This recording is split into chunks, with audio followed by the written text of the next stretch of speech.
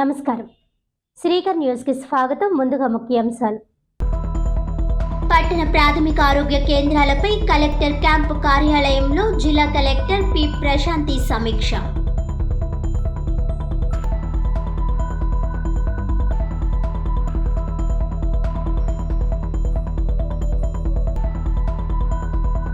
జిల్లాలో కూటమి ప్రభుత్వంలో శరవేగంగా అభివృద్ధి. తూర్పుగోదావరి జిల్లా బీజేపీ అధ్యక్షులు పిక్కి నాగేంద్ర.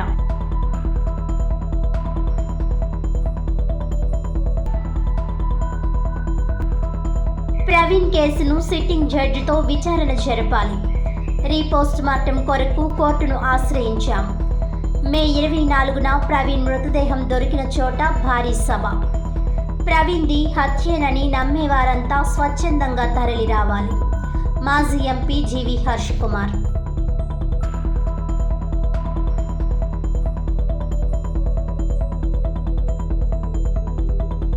పట్టణ ప్రాథమిక ఆరోగ్య కేంద్రాలపై జిల్లా కలెక్టర్ పి ప్రశాంతి సమీక్ష నిర్వహించారు.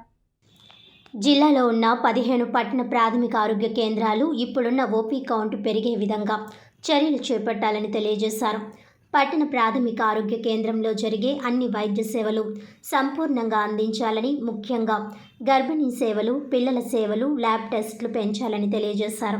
స్థానిక ఏఎన్ఎం, ఇతర హెల్త్ స్టాఫ్ అందరూ వైద్యాధికారుల సమయపాలన పాటించాలని తెలియజేశారు. అదేవిధంగా మహిళా ఆరోగ్య కార్యకర్తలు ఆశాలకి ఇతర ఏ విధమైన పనులకు వినియోగించరాదని, పూర్తిగా ఆరోగ్య కేంద్రంలో ఉన్న సేవలపై దృష్టి ఉంచాలని ఈ సమావేశానికి హాజరైన డాక్టర్ వినూత్న ఎంహెచ్ఓ గారికి సూచనలు ఇవ్వడం జరిగింది. ఓపీకి వచ్చిన వారందరికీ తగిన మందులు రాసి సరిపడా మందులు అందించాలని, వారికి ఏ కొరత లేకుండా అందించాలని తెలియజేశారు. అదేవిధంగా హాస్పిటల్ అభివృద్ధి కమిటీ సమావేశాలు క్రమం తప్పకుండా నిర్వహించాలని, సమావేశపు అజెండాలో పైన తెలిపిన అన్ని అంశాలు చర్చించాలని తెలియజేశారు. ఈ సమావేశంలో డిఎంఎన్హెచ్ఓ కె వెంకటేశ్వరరావు, ఇతర వైద్యాధికారులు, సిబ్బంది పాల్గొన్నారు. కూటమి ప్రభుత్వంలో తూర్పుగోదావరి జిల్లాలో శరవేగంగా అభివృద్ధి జరుగుతుందని చూసి ఓర్వలేకే మాజీ ఎంపీ మార్గని భరత్ అవాకులు చవాకులు మాట్లాడుతున్నారని బీజేపీ తూర్పుగోదావరి జిల్లా అధ్యక్షులు పిక్కి నాగేంద్ర ఆరోపించారు. శుక్రవారం స్థానిక బీజేపీ కార్యాలయంలో ఏర్పాటు చేసిన విలేకరుల సమావేశంలో ఆయన మాట్లాడారు. ప్రస్తుత ఎంపీ పురంధేశ్వరి రాజమహేంద్రవరం నియోజకవర్గంతో పాటు రాష్ట్ర ప్రయోజనాలకు అదృష్టమని ఆయన అన్నారు. కూటమి ఆధ్వర్యంలో ఎంపీ, ఎమ్మెల్యేల సమిష్టి కృషితో రాజమహేంద్రవరం ప్రభుత్వ ఆసుపత్రిని అభివృద్ధి చేయాలనే సదుద్దేశ్యంతో 2 కోట్ల రూపాయలతో జనరేటర్, అంబులెన్స్, 5 తదితర వస్తువులను ఆసుపత్రికి అందించడం జరిగిందన్నారు. మాజీ ఎంపీ భరత్ తన హయాంలో మాత్రమే ఆసుపత్రి అభివృద్ధి జరిగిందని, మెడికల్ కాలేజీ వచ్చిందని చెప్పుకుంటున్నాడని ఎద్దేవా చేశారు. కేంద్ర ప్రభుత్వ పథకంలో భాగంగానే ఆ మెడికల్ కాలేజ్ రాజమండ్రి నియోజకవర్గానికి మంజూరైందని గుర్తు చేశారు. మెడికల్ కాలేజీ ఆయన వల్లే వచ్చిందని చెప్పుకోవడం హాస్యాస్పదమని అన్నారు. భరత్ హయాంలో అల్లు రామలింగయ్య హోమియో ఆసుపత్రిలో పేజీ తగ్గాయని, తమ కూటమి ప్రభుత్వం అధికారం వచ్చిన తర్వాత మళ్లీ సీట్లు పెంచామని ఆయన గుర్తు చేశారు. రాజమండ్రిలో రోడ్లు, డివైడర్లన్నీ కేంద్ర ప్రభుత్వం అమృత పథకంలో భాగమేనని అన్నారు. మోరంపూడి ఫ్లైఓవర్ కాంట్రాక్ట్ పనులు మధ్యలో నిలిపివేశారని, ఆ తర్వాత కూటమి ప్రభుత్వం వచ్చిన తర్వాతనే పనులు పూర్తయ్యాయని, ప్రారంభోత్సవం కూడా జరిగిందన్నారు. కేంద్ర రాష్ట్ర ప్రభుత్వాల సహకారంతో రాజమహేంద్రవరంతో పాటు జిల్లాలోనూ ఎన్నో అభివృద్ధి పనులు జరుగుతాయని, వాటి ప్రారంభోత్సవాలను త్వరలో జరుగుతాయని అన్నారు. బాధ్యతాయుతమైన ప్రతిపక్షంగా ప్రవర్తించాలని మాజీ ఎంపీకి భరత్ సూచిస్తూ ప్రజా సమస్యలను ప్రభుత్వం దృష్టికి తీసుకురావాలని, వ్యక్తిగత దూషణలకు దిగడం మంచి పద్ధతి కాదన్నారు. ఈ సమావేశంలో బీజేపీ నాయకులు కొల్లి వెరసి హారిక, రాలంగి శ్రీదేవి, లలిత కుమార్ జైన్ తదితరులు పాల్గొన్నారు. ఆ కాలంలో కేంద్ర ప్రభుత్వం సహకారంతో నరేంద్ర మోదీ గారి యొక్క ఆశీర్వాదంతో అభివృద్ధి జరిగితే అదంతా కూడా మీ కోటాలో వేసుకుంటారా? మీ యొక్క అసమర్థ పాలనలో రాజమండ్రి సిటీ విషయంలో తీసుకుంటే డివైడర్లు మధ్యన గ్రీనరీ అని చెప్తూ ఉన్నారు. అలాగే క్వారీ మార్కెట్లో అంబేద్కర్ గారి విగ్రహం పార్లమెంటు నమూనాలో ఒక విగ్రహం ఏర్పాటు చేయడం జరిగింది. అదేవిధంగా వై జంక్షన్ లాలాచెరు రోడ్డు సుందరీకరణ విషయం కానీ, కులాల వారీగా కమ్యూనిటీ హాల్స్ కానీ, అదేవిధంగా గోదావరి బండ అభివృద్ధి కోసం 22 కోట్ల ప్రతిపాదనలు చేశామని చెప్పారు. ప్రతిపాదన చేశారే కానీ అది నిర్మాణం పూర్తి చేశారా? మీకు 5 ఏళ్ళ సమయం మీకు సరిపోలేదా? మీకు ముందు చెప్పినటువంటి ఈ గ్రీనరీ విషయంలో కానీ, అదేవిధంగా అంబేద్కర్ గారి యొక్క విగ్రహం ఏర్పాటు కానీ, అదేవిధంగా మనకి లాలా చెరువు రోడ్డు సుందరీకరణ వ్యవహారంలో కానీ, ఇవన్నీ కూడా అమృత పథకంలో కేంద్ర ప్రభుత్వం ఇచ్చినటువంటి నిధుల ద్వారా చేసినవి. అవేవో మీ జేబుల్లో పెట్టిని జేబుల్లో బయటకు తీసి ఖర్చు పెట్టినట్టు మీరు చెప్తా ఉన్నారు. చాలా హాస్యాస్పదంగా ఉంది. ప్రజా ప్రయోజనాలను విస్మరించి రాష్ట్రాన్ని అప్పుల ఊబిలోకి నెడుతున్నారని మాజీ మంత్రి చెల్లుబోయిన వేణుగోపాలకృష్ణ విమర్శించారు. రాజమండ్రి ప్రెస్ క్లబ్లో మాజీ మంత్రి చెల్లుబోయిన వేణుగోపాలకృష్ణ మీడియా ప్రతినిధులతో మాట్లాడారు. కూటమి ప్రభుత్వ వైఖరిపై తీవ్ర స్థాయిలో ధ్వజమెత్తారు. గతంలో ఏ ప్రభుత్వం కూడా చేయని విధంగా రికార్డుల స్థాయిలో అప్పులు చేసి ప్రజలకు ఎలాంటి సంక్షేమం అందించడం లేదన్నారు.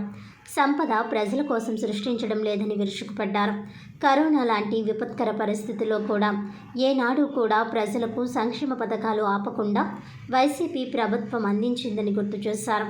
2019 సంవత్సరంలో టీడీపీకి చెందిన మాజీ మంత్రి రాష్ట్ర ఖజానా కేవలం 100 కోట్లు మాత్రమే బడ్జెట్ ఉందని, వైసీపీ ముఖ్యమంత్రి సరైన పాలన అందించలేదని విమర్శలు చేశారని అన్నారు. అయినప్పటికీ 5 ఏళ్ల సమయం వైసీపీ ముఖ్యమంత్రి జగన్మోహన్ రెడ్డి మంచి పరిపాలన అందించారని విశ్లేషించారు. కూటమి ప్రభుత్వం అధికారంలోకి వచ్చిన ఈ కాలంలో 1,47,000 కోట్లు అప్పు చేసిందన్నారు. ఇప్పుడు మత్స్యకార భరోసా 258 కోట్లు, ఒక్కొక్కరికి 20,000 చొప్పున ఇస్తున్నట్లు ప్రభుత్వం ప్రకటించడం సంతోషమేనని, అయితే పెన్షన్లను ఎలాగైతే పెంచి ఇచ్చారో అలాగే మత్స్యకారులకు కూడా మరొక 20,000 చొప్పున పెంచి ఇవ్వాలని డిమాండ్ చేశారు. మీ ద్వారా జిల్లా యంత్రాంగానికి ప్రభుత్వం రైతుకు బాసటగా నిలుస్తానని కొనుగోలు కేంద్రాలను ఏర్పాటు చేశారు. దానిలో ప్రధానంగా మీరు తీసుకున్న నిర్ణయం టార్గెట్స్ ఫిక్స్ చేశారు. రైతు ధాన్యం పట్టుకెళ్తే టార్గెట్ అయిపోయిందని చెప్తున్నారు. మేము చేసే డిమాండ్ ఒకటే, రైతు పండించిన ప్రతి గింజని కొనుగోలు చేయాలి గిట్టుబాటు ధరకి. ఏదైతే మీరు ఎంఎస్పీని ప్రకటించారో ఆ ఎంఎస్పీకి కొనుగోలు చేయాలనేటువంటిది ప్రధానమైన డిమాండ్గా రైతు పక్షాన తూర్పుగోదావరి జిల్లా వైఎస్ఆర్ కాంగ్రెస్ పార్టీ డిమాండ్ చేస్తూ ఉంది. ప్రవీణ్ పగడాల కేసును సిట్టింగ్ జడ్జికు అప్పగించి విచారణ జరిపించాలని కోర్టులో పిల్ వేసినట్లు అమలాపురం పార్లమెంట్ మాజీ సభ్యులు జీవి హర్షకుమార్ తెలిపారు. స్థానిక రాజీవ్ గాంధీ కళాశాలలోని సమావేశపు హాల్లో శనివారం ఏర్పాటు చేసిన విలేకరుల సమావేశంలో హర్షకుమార్ మాట్లాడుతూ ప్రవీణ్ పగడాలది హత్యేనని, ఈ కేసు విచారణలో రాష్ట్ర పోలీసుల పట్ల తనకు నమ్మకం లేదన్నారు. అలాగే సిబిఐ విచారణను కూడా తాను విశ్వసించనున్నారు. ప్రవీణ్ పగడాల మృతదేహాన్ని వెనుక భాగం నుండి తీసుకువెళ్లేందుకు అవకాశం ఉందని, తాను అక్కడికి వెళ్లి అంతా పరిశీలించడం జరిగిందన్నారు. ఆ ప్రాంతంలో ఒక గోనె సంచి, బీర్ బాటిళ్లు కూడా గుర్తించడం జరిగిందన్నారు. ప్రవీణ్ పగడాల పోస్టుమార్టం రిపోర్ట్ను సైతం పోలీసులు ఇంతవరకు బయటపెట్టలేదన్నారు. తాను పోస్టుమార్టం రిపోర్ట్ను పాత్రికేయులకు అందజేయడం జరిగిందన్నారు. ఈ కేసుకు సంబంధించి రీపోస్ట్మార్టం నిర్వహించాలని, సిట్టింగ్ జడ్జితో విచారణ జరిపించాలని కోరుతూ కోర్టులో పీల్ వేశామని అన్నారు. ప్రవీణ్ పగడాలది హత్యని నమ్మిన వారు ఆయన మృతదేహం దొరికిన చోటుకు వచ్చి క్రొవ్వొత్తులు వెలిగించి నివాళులర్పించాలని, తాను ఇచ్చిన పిలుపుకు మంచి స్పందన వచ్చిందన్నారు. పెద్ద ఎత్తున ప్రజలు ఇక్కడకు చేరుకొని నివాళులర్పించారని తెలిపారు. నిన్నటి వరకు కూడా ఎవరో ఒకరు కుటుంబాలతో వచ్చి నివాళులర్పించడం జరిగిందన్నారు. తాను అక్కడకు వెళితే ఒక కుటుంబం తనను పట్టుకొని ఏడ్చి జాగ్రత్తగా ఉండాలని సూచించారని వెల్లడించారు. ప్రవీణ్ పగడాల కేసు విషయంలో తాను చేస్తున్న న్యాయ పోరాటానికి ప్రభుత్వం కూడా సహకరించాలని అన్నారు.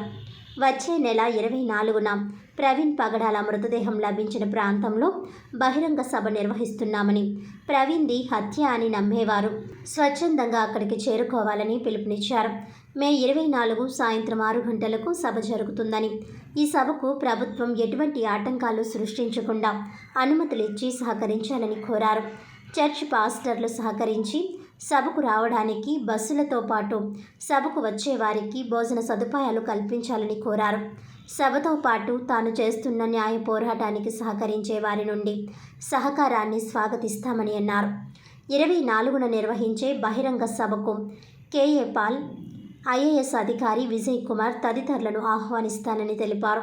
ప్రవీణ్ పగడాల మృతిపై స్పందించి సోషల్ మీడియాలో పోస్టులు పెట్టిన అజయ్ బాబును తెలంగాణ ప్రభుత్వం అరెస్ట్ చేసి ఇబ్బందులు పెట్టిన విషయాన్ని కాంగ్రెస్ అధిష్టానం దృష్టికి తీసుకువెళ్తామని చెప్పారు. ప్రవీణ్ పగడాల మృతిపై స్పందించి హాస్పిటల్ వద్దకు వచ్చిన ప్రతి ఒక్కరికి కూడా పోలీసుల నుండి బెదిరింపు ఫోన్లు వచ్చాయని అన్నారు. ప్రవీణ్ పగడాల మృతితో ప్రభుత్వాలకు ఎటువంటి సంబంధం లేకపోతే తమ బహిరంగ సభకు సహకరించి అనుమతులు ఇవ్వాలని కోరారు. ప్రవీణ్ పగడాల మరణించిన సమయంలో పెద్ద ఎత్తున క్రైస్తవులు ఆసుపత్రి వద్దకు విచ్చేసినా ఎటువంటి లా అండ్ ఆర్డర్ సమస్య రాలేదని గుర్తు చేశారు. అలాగే క్రొవ్వొత్తుల ప్రదర్శన సమయంలోనూ ఎటువంటి ఇబ్బందులు ఎదురు కాలేదని, కావున 24న నిర్వహించే బహిరంగ సభకు అనుమతి ఇవ్వాలని కోరారు.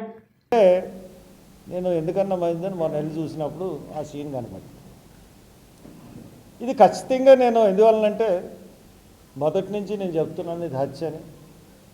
దానికి తార్కాణంగానే ఇక్కడ జరిగిన వెంటనే అక్కడ బ్యాంక్ అకౌంట్ సీజ్ చేయడం, దాని తర్వాత ఆయన ల్యాప్టాప్ని పెట్టుకెళ్ళిపోవడం, ఐపాడ్ని పెట్టుకెళ్ళిపోవడం, ఐప్యాడ్ని తీసుకెళ్ళిపోవడం, ఇవన్నిటి దృష్ట్యా హత్య అంటే అవన్నీ తీసుకెళ్లాల్సిన అవసరం లేదు కదా. తర్వాత ఇప్పటికీ కూడా post mortem report government release చేయకపోవడం, పోస్ట్ మార్టం రిపోర్ట్ ఇప్పటికీ రిలీజ్ చేయాలి. తహసీల్దార్ గారికి ఇస్తే తహసీల్దార్ గారి నుంచి నేను సంపాదించి నేను మీ అందరికీ అందజేశాను.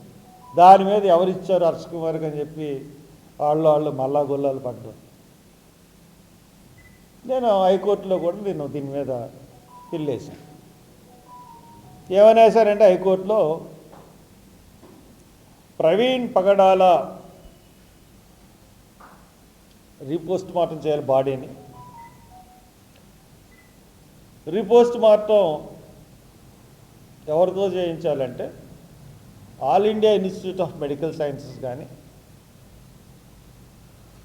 దాంట్లో ఉన్న ఫారెన్సిక్స్ ఎక్స్పర్ట్స్తో, ఇండియాలో ఉన్న ఫారెన్సిక్స్ ఎక్స్పర్ట్స్తో పోస్ట్ మార్టం చేయించాలి.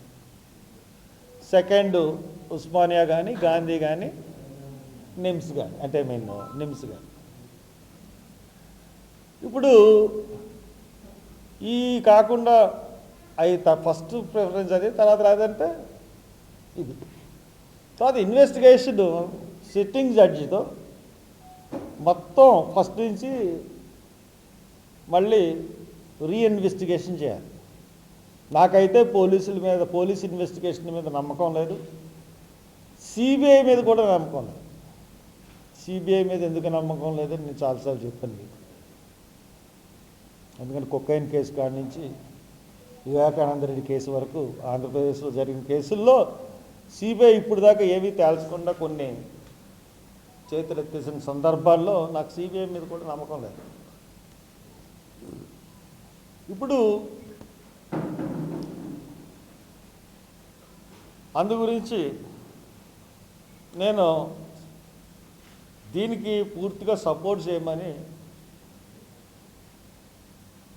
స్టేట్ గవర్నమెంట్ని కోరుతా ఉన్నాను.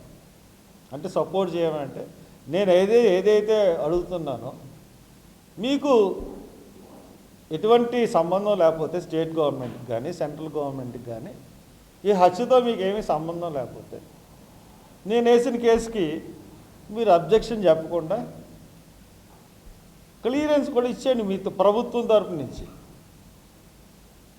దాని సెకండ్ వన్ ఏంటంటే 24వ తారీఖున ప్రవీణ్ పగడాలు చనిపోయారు. 20వ తారీఖు ఏప్రిల్ క్యాండిల్స్ ర్యాలీ చేసాం. చాలా స్వేచ్ఛాయుత ధోరణిలో పబ్లిక్ వచ్చారు. అదేవిధంగా మే 24న అదే ప్రకృతి వేదిక పక్కనున్న గ్రౌండ్స్లో మేము పబ్లిక్ మీటింగ్ ఆర్గనైజ్ చేయబోతున్నాం. 24th మే సాయంత్రం 6 గంటలకు మొత్తం అందరినీ రమ్మంటున్నారు. తెలంగాణ, ఆంధ్రప్రదేశ్ రాష్ట్రంలోనే ఇది హత్యని విశ్వసిస్తున్న ప్రతి ఒక్కళ్ళు రండి. భద్రతా లోపాలను ప్రశ్నించడం, సమీక్షించుకోవడం కూడా తప్పేనా అని AICC member, Congress party spokesperson Mohammed Amar Jahebeg తీవ్ర స్థాయిలో ధ్వజమెత్తారు. రాజమండ్రి ప్రెస్ క్లబ్లో AICC member Mohammed Amar Jahabeg media ప్రతినిధులతో మాట్లాడారు. వాస్తవాలు మాట్లాడుతుంటే కొందరు అనుచితంగా విమర్శలు చేస్తున్నారని ఆగ్రహం వ్యక్తం చేశారు. గతంలో కాంగ్రెస్ పార్టీలో ఉన్నత స్థాయికి చేరుకున్నవారు ఇప్పుడు పార్టీలు మారి ఇలా మాట్లాడడం సమంజసంగా లేదని మండిపడ్డారు. మహిళా నాయకులై ఉండి మహిళలను కించపరిచేలా, మనోభావాలు దెబ్బతినేలా ప్రకటనలు చేయడం విడ్డూరంగా ఉందన్నారు. ముందుగా భద్రతా లోపాలు సమీక్షించుకోవాల్సిన అవసరం ఉందని ఆమె విశ్లేషించారు. నోట్లు రద్దు తరువాత, ఆర్టికల్ 370 రద్దు తరువాత ఉగ్రవాదులు ఉండరని అప్పట్లో చెప్పుకొచ్చారు. ఇప్పుడు వాళ్ళు ఎలా వచ్చి హింసాత్మక సంఘటనలకు పాల్పడుతున్నారని ప్రశ్నించారు. పుల్వామా దాడి నుంచి పహల్గాం దాడి వరకు ఏం చేస్తున్నారని అన్నారు. ఈ సమావేశంలో తూర్పుగోదావరి జిల్లా మహిళా కాంగ్రెస్ పార్టీ అధ్యక్షురాలు మోతా శారద, తూర్పుగోదావరి జిల్లా మహిళా కాంగ్రెస్ నాయకులు షేక్ లలిత, లీలా చౌదరి, మండూరి ఎస్తేర్, కమలకుమారి, చౌటుపల్లి జ్యోతి తదితరులు పాల్గొన్నారు. తెలియజేశారమ్మా. నిర్మలా కిషోర్ గారిని ప్రశ్నిస్తూ ఉన్నాను. ఎందుకంటే ఆడవాళ్ళు గౌరవించుకోవాలండి. ఆడదానికి ఆడదే శత్రువు అన్నట్టు మాట్లాడారు మీరు. శర్మిల గారు, నువ్వు పుట్టుకుంటే ఇలా మాట్లాడవు కదా అన్నారు. పుట్టుకల వరకే వెళ్ళిపోయారు మీరు. ప్రతి ఒక్కరు కూడా ఆ పార్టీ మార్చారు, ఈ పార్టీ మార్చారు అని అడుగుతున్నారు మీరు. మరి ఎన్ని పార్టీలు మార్చి వచ్చారో మీరు అని ప్రశ్నిస్తూ ఉన్నాను ఈరోజు. ఎందుకంటే ఆర్టికల్ 370 రాజ్యాంగంలో ఉన్నటువంటి ఆర్టికల్ని రద్దు చేసినటువంటి ప్రభుత్వం ఏదైనా ఉన్నదండి? ఎందుకని రాజ్యాంగంలో ఉన్నదాన్ని రద్దు చేశారండి? సరే, రద్దు చేశారు. రద్దు చేసి అక్కడ మరి సెక్యూరిటీ అనేది ఇవ్వలేదు. అది ఒక టూరిస్ట్ ప్లేస్లో వచ్చినటువంటి ముక్కుపసలు ఆడినటువంటి పారాన్ని కూడా ఆడినటువంటి మరి పెళ్ళి అయినటువంటి వారిని కూడా చనిపోయినట్లుగా మనం చూస్తూ ఉన్నాం. కాశ్మీర్లోని పహల్గాంలో పర్యాటకులపై ఈ నెల 22న పాకిస్తాన్ ఉగ్రవాదులు దాడి చేసి 28 మందిని అతి కిరాతకంగా హతమార్చిన దుర్ఘటనను యావత్ ప్రపంచం ముక్త కంఠంతో ఖండించాలని గాలి సుబ్బరాజు ఫౌండేషన్ వ్యవస్థాపక చైర్మన్ గాలి సుబ్బరాజు పిలుపునిచ్చారు. పహల్గాం ఉగ్రదాడిలో ప్రాణాలు కోల్పోయిన పర్యాటకుల ఆత్మశాంతి కోసం గాలి సుబ్బరాజు ఫౌండేషన్ ఆధ్వర్యంలో శనివారం ధవళేశ్వరంలోని గ్యారేజీలో సమావేశం నిర్వహించారు. ఈ సందర్భంగా మృతుల ఆత్మశాంతి కోసం 2 నిమిషాలు మౌనం పాటించి ప్రార్థనలు చేశారు. మృతుల కుటుంబాలకు ప్రగాఢ సానుభూతి తెలిపారు. ఈ సమావేశంలో గాలి సుబ్బరాజు మాట్లాడుతూ పాకిస్తాన్ ప్రేరేపిత ఉగ్రవాదులు అమానుషంగా దాడి చేసి 28 మంది అమాయక పర్యాటకులను పొట్టన పెట్టుకున్నారని ఆవేదన వ్యక్తం చేశారు. ఈ దుశ్చర్య ప్రపంచాన్ని ఎంతో దిగ్భ్రాంతికి గురిచేస్తుందని అన్నారు. పాకిస్తాన్ ఉగ్రవాదులు అమాయక ప్రజలు, పర్యాటకులపై అన్యాయంగా విరుచుకుపడి ఘోరంగా చంపారని గాలి సుబ్బరాజు విచారం వ్యక్తం చేశారు. ఇది ఉగ్రవాదుల పిరికిపంద చర్య అని ఆయన మండిపడ్డారు. ఇటువంటి దుర్ఘటనలు పునరావృతం కాకుండా కేంద్రంలోని మోడీ ప్రభుత్వం కట్టుదిట్టమైన చర్యలు తీసుకోవాలని, ఉగ్రవాదులను ప్రేరేపిస్తున్న పాకిస్తాన్కు తగిన గుణపాఠం చెప్పాలని గాలి సుబ్బరాజు కోరారు. ఈ కార్యక్రమంలో గాలి గోవిందరావు, గాలి కమల సుబ్బారాజు, గాలి హేమంత్ కుమార్, తాడితోటి సుదర్శన్, షాపింగ్ మాల్ అధినేత లావిటి సుదర్శన్, పాస్టర్ ఎస్ డేవిడ్, గాలి Subbaraju foundation all night prayer team పాస్టర్లు పాల్గొన్నారు. ఈ దురదృష్టకరమైన సంఘటన జరగడం చాలా బాధాకరం. వాళ్ళ కుటుంబాలకి మరి సానుభూతి శ్రద్ధాంజలి ఘటిస్తున్నాం. వాళ్ళ కుటుంబాలన్నీ కూడా మరి చాలా భయంకరమైన ఈ పరిస్థితుల్లో మనం అందరం కలిపి భారతీయులంతా ఒకటే. భారతదేశమే గొప్ప దేశం, తక్కువేం కాదు. మనం గట్టిగా అందరూ కలిసి, భారతీయులందరూ కలిపి 150 కోట్లు కలిగిన ఈ భారతదేశం అందరూ కలిసి ఒక్కసారిగా ఉమ్మేస్తే పాకిస్తాన్ కనపడకుండా పోద్ది. పాకిస్తానీలు ఎవడం మిగలరు. మరి ఈ భారతదేశంలో కుల మతాలకు సంబంధం లేదు. ఈరోజు అందరి క్రిస్టియన్, ముస్లిం, సిక్కు, మరి హిందూ అన్ని మతాల వారు ఈరోజు కలిసి ఉన్నాం, కలిసి ఉంటాం, కలిసి ఉండాలి కూడా. ఎందుకంటే మేము ఈరోజు మరి పాస్టర్లు అందరూ కూడా రావడం జరిగింది. ఎక్కడెక్కడి నుంచి వచ్చారు? తెలంగాణ నుంచి వచ్చిన పాస్టర్స్ ఉన్నారు మా దగ్గర. అలాగే ఇక్కడ కోనసీమ నుంచి వచ్చిన పాస్టర్లు ఉన్నారు, వైజాగ్ నుంచి వచ్చిన పాస్టర్లు ఉన్నారు. వీరందరూ కలిసి ఈ యొక్క గాలి సుబ్బరాజు ఫౌండేషన్లో ఈ పాస్టర్స్ అందరూ కూడా మేము తీర్మానం ఏం చేసుకున్నామంటే ప్రార్థన చేయాలి, మన నాయకుల్ని మనం బలపరుచుకోవాలి, మన నాయకత్వం మన స్థిరమైనటువంటి ఈ యొక్క రాజ్యాన్ని పరిపాలిస్తున్న మోడీ గారికి మనం సంఘీభావం తెలపాలి. ఆయన ద్వారా అనేక కార్యాలు చూడాలి. ఎక్కడ యుద్ధం వస్తే దానికి నిలబడాలి మనం, ఎందుకంటే మన సైనికుల కొరకు మన వెనకాల నిలబడాలి. జై జవాన్. భయంకరంగా కాల్చి చంపేయడం చాలా దిగ్భ్రాంతి దినం. ఆ రోజే చీకటి రోజని మేము అందరం అనుకున్నాం. కానీ ఇలా కానీ వారికి చోటిస్తే ఇంకెందరో బలవుతారు. మరి మన దేశ నాయకులు ప్రధానమంత్రి మోడీ గారు తీసుకున్న నిర్ణయాలు కూడా మాకు హర్షణీయము.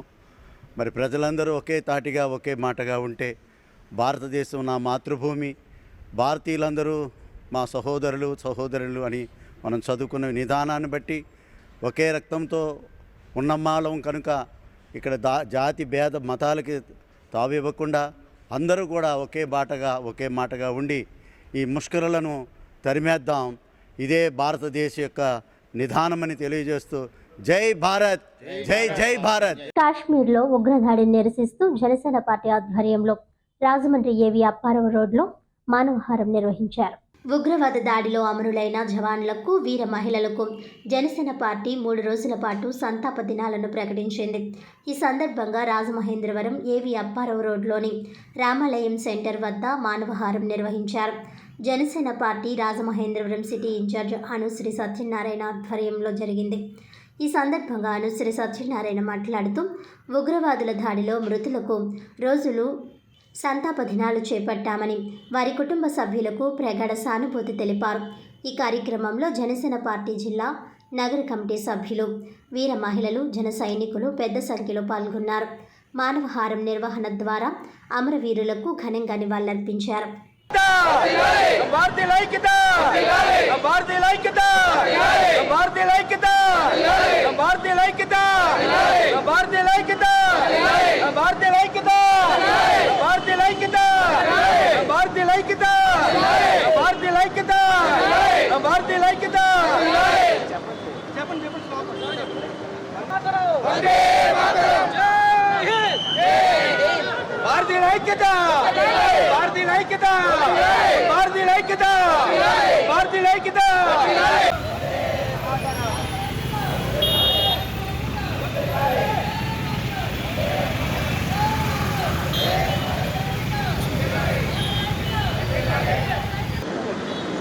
హేయమైన చర్యగా, అంతేకాదు భారతీయులందరి మీద పాకిస్తాన్ ఒక విధంగా భయపెట్టాలని దురుద్దేశంతో టెర్రరిస్టులను ప్రోత్సహిస్తూ చాలా ఎంత దారుణం అంటే, టూరిస్టులను పిలిచి మీరు హిందువులా ముస్లింలా అని అడిగి, అంటే మన భారతదేశంలో హిందువులు ముస్లింలు కలిసి ఉంటున్నామని తెలిసి వాళ్ళని ఎలా ఒకలాగా విడగొట్టాలని దురుద్దేశంతో మరీ దారుణంగా కొంతమందిని అయితే ఆధార్ కార్డులు కూడా అడిగి మీరు హిందువులని తెలియగానే ఇమ్మీడియట్లీగా వాళ్ళు డైరెక్ట్గా షూట్ చేయడం, ఇది చాలా దారుణమైన విషయం. ఈ విషయం తెలిసిన వెంటనే మా అధినాయకుడు శ్రీ పవన్ కళ్యాణ్ గారు చాలా చలించిపోయి, ఆయన అసలే భారతదేశం అన్న భక్తి చాలా ఎక్కువ మా నాయకుడికి. అటువంటి తరుణంలో ఇప్పుడే కాశ్మీరు కోలుకుంటున్న దశలో కావాలని ఈ టెర్రరిస్టులు చేసిన దానికి సరైన సమాధానం చెప్పాలి. ముందుగా మన పార్టీ శ్రేణులందరికీ కూడా శ్రీ పవన్ కళ్యాణ్ గారు పిలుపునివ్వడం జరిగింది. 3 రోజులు సంతాప దినాలుగా ప్రకటించడం జరిగింది. దాని మూలంగా ఈరోజు 3వ రోజు మానవహారం రామాలయం సెంటర్లో చేయడం జరిగింది. దీనికి భారీ ఎత్తున వీర మహిళలు, జనసేన నాయకులు, జన సైనికులు అందరూ పాల్గొని ఇంత జయప్రదం చేసిన వాళ్ళందరికీ కూడా ధన్యవాదాలు తెలియజేస్తున్నాం.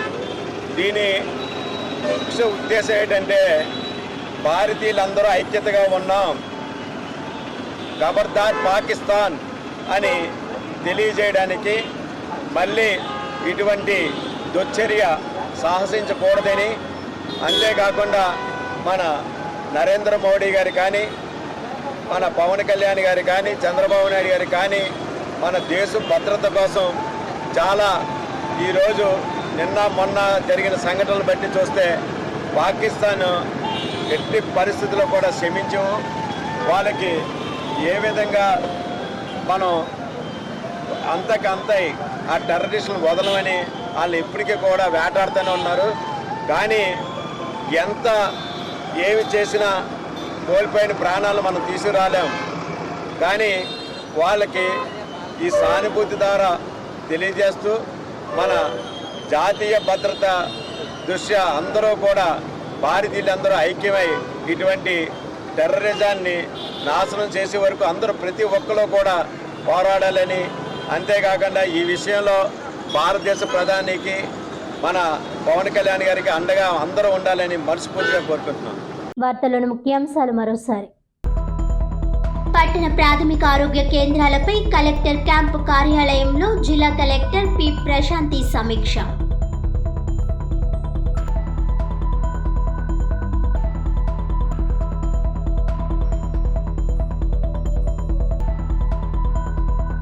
జిల్లాలో కూటమి ప్రభుత్వంలో శరవేగంగా అభివృద్ధి. తూర్పుగోదావరి జిల్లా బీజేపీ అధ్యక్షులు పిక్కి నాగేంద్ర.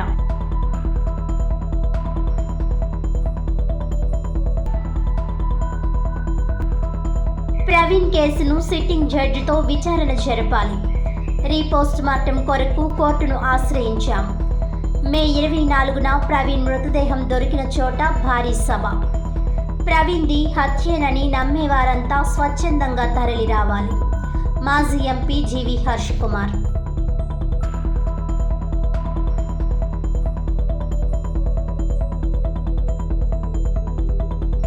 ఈనాటి వార్తలు ఇంతటితో సమాప్తం. తిరిగి వచ్చే బులెటిన్లో మళ్ళీ కలుద్దాం. అంతవరకు సెలవు. నమస్కారం.